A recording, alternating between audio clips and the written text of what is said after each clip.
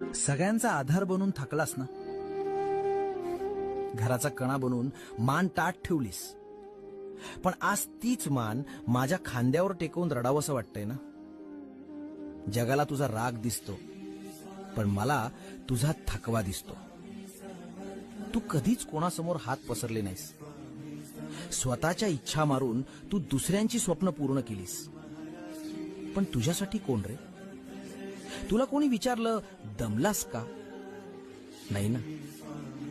तुझ्या या दगडासारख्या दिसणाऱ्या शरीराच्या आत एक लहान मूल दडलंय, जे खूप एकटंय.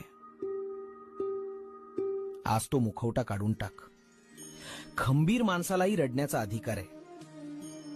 जगाचा भार वाहणारा तू असलास तरी तुझा भार वाहणारा मी आहे. शांत हो, भिवू नकोस.